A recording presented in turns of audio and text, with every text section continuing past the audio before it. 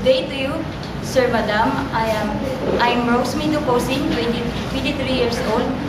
I'm married and I have one child. I am high school graduate. Hi, Miss Rosemary. How are you?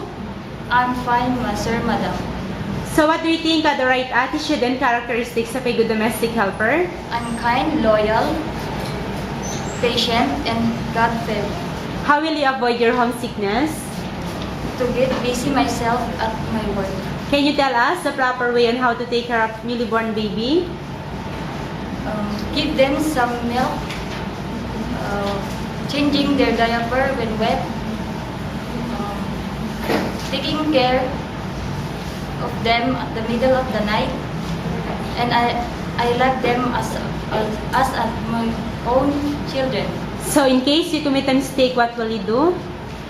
Sir, Madam, I apologize and I will not do it again. Any message or promise to your employer? Sir, Madam, please do hire me because I really need this job so that I will earn some money to support my family in the future of my child.